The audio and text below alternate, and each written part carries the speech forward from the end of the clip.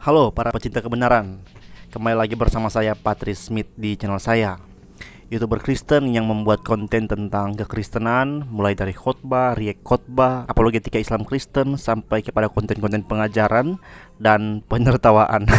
Waktu engkau menyembah, disitulah engkau akan rasakan bagai tanda milik. Jangan lupa ya guys ya, subscribe karena subscribe itu adalah perbuatan terpuji. Nah guys, kali ini saya akan menanggapi cuplikan khotbah dari seorang pendeta yang mana dia bilang bahwa bahasa roh itu bukan tentang perlu nggak perlu, tapi itu harus katanya. Karena apa itu harus? Mari simak langsung videonya. Roh bukan masalahnya perlu nggak perlu, itu harus. Kenapa harus? Saudara tidak bisa datang ke Jerman engkau memakai bahasa Sunda, orang nggak ngerti. Engkau tidak bisa datang ke Amerika pakai bahasa Jawa, mereka nggak ngerti. Engkau tidak bisa berkomunikasi. Demikian juga kalau kita yakin percaya bahwa Dia tinggal di dalam kerajaan. Ada kerajaan Allah, ada kerajaan surga. Saudaraku, berarti kerajaan punya bahasa. Bahasanya apa? Bahasa roh. Jadi saudaraku, pada waktu engkau berbahasa roh, itu tanda bahwa engkau ada orang yang sudah dibaptis Roh Kudus sesuai dengan apa yang Alkitab katakan. Nah guys, itulah videonya. Bagaimana menurut kalian? Guys, jangan dulu bilang salah guys ya, karena benar di surga itu ada bahasanya sendiri. Mari lihat ayatnya langsung. Ia tiba-tiba diangkat ke Firdaus dan ia mendengar kata-kata yang tak terkatakan, yang tidak boleh diucapkan manusia. Nah, ayat ini sedang berbicara tentang orang yang dibawa ke sorga. Sebenarnya orang itu adalah Paulus, tapi dalam konteks bacaan ini Paulus nggak ngaku kalau itu dirinya. Paulus malu mungkin ya, nggak kayak peser-peser sekarang, mimpi di siang bolong langsung ngaku saya dibawa ke sorga. Malaikat berkata, sebelum menghadap yang maha kuasa, engkau harus masuk satu ruangan dulu, ruang maha kudus, karena engkau dilayakkan untuk masuk ruangan itu. Saya dibawa ke ruangan itu. Paulus di ayat sebelumnya, di ayat 2, dia bilang begini, aku tahu tentang seorang Kristen. Dia bilang seorang Kristen 14 tahun yang lampau. Entah di dalam tubuh, aku tidak tahu. Entah di luar tubuh, aku tidak tahu. Allah yang mengetahuinya. Orang itu tiba-tiba diangkat ke tingkat yang ketiga dari sorga. Nah, Paulus nggak ngaku-ngaku kan? Nggak kayak peser-peser sekarang. Nah, kita kembali ke laptop teman-teman. Paulus bilang kalau dia mendengar bahasa sorga. Tapi kalau kita lihat apa yang Paulus bilang, bahasa sorga itu adalah bahasa yang apa? Tak terkatakan, yang tidak boleh diucapkan manusia. Nah, itu dia guys. Bahasa sorga itu adalah bahasa yang kata-katanya itu tak terkatakan dan tak boleh diucapkan manusia. Kalau bahasa Rosika Raba-Raba itu masih terkatakan guys, dan masih terucapkan kan?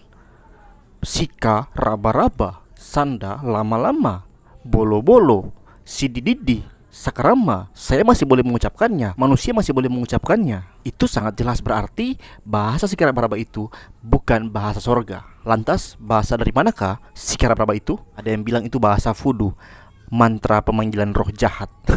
Nah, saudara-saudara, bahkan yang lebih parah lagi adalah klaim bahwa bahasa roh adalah tanda orang dibaptis dengan Roh Kudus. Astaga.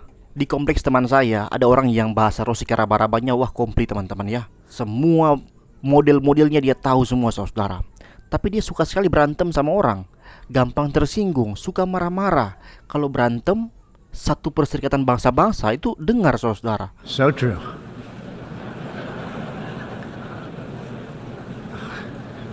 Tanda orang sudah dibaptis dengan Roh Kudus adalah dia mengalami pertobatan. Dari hidup mencintai dunia, kini berbalik hidup mencintai Kristus dan membelakangi dunia. Hidupnya di dunia adalah diperuntukkan untuk Kristus. Dan kemudian dengan tulus, dengan yakin, dia mengakui Yesus sebagai Tuhan. 1 Korintus 12 ayat 3, karena itu aku mau meyakinkan kamu bahwa tidak ada seorang pun yang berkata-kata oleh Roh Allah dapat berkata terkutuklah Yesus, dan tidak ada seorang pun yang dapat mengaku Yesus adalah Tuhan selain oleh Roh Kudus. Jadi teman-teman, tanda atau bukti seseorang sudah dibaptis dengan Roh Kudus atau sudah memiliki Roh Kudus adalah yang pertama, dia mengakui Yesus Kristus sebagai satu-satunya juru selamatnya.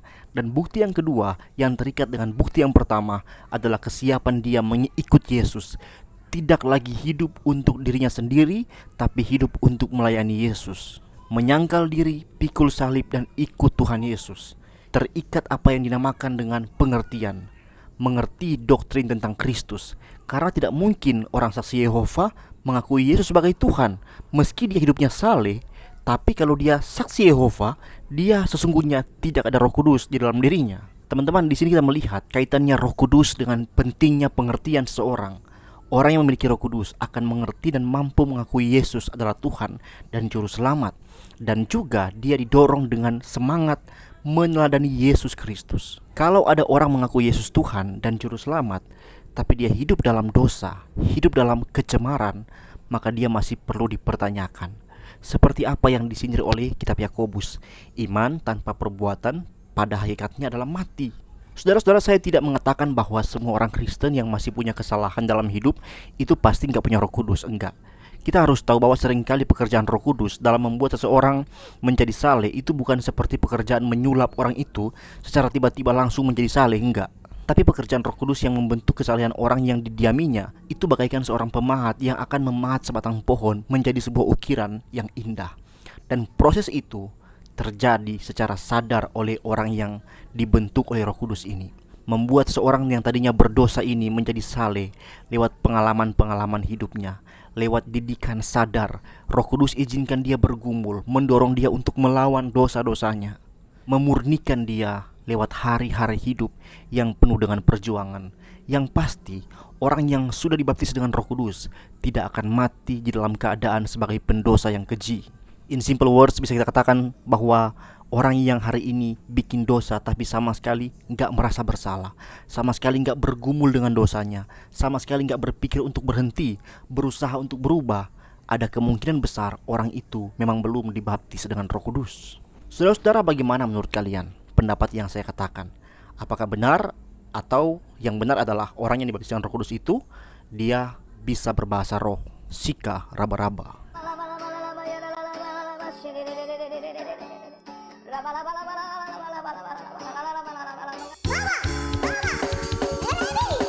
Silahkan jawab di komentar. Iya, mengenai penjelasan bahasa roh yang benar saya sudah pernah jelaskan di video ini. Silahkan cek linknya di kolom deskripsi. So guys, sekian video saya. Semoga video ini bermanfaat.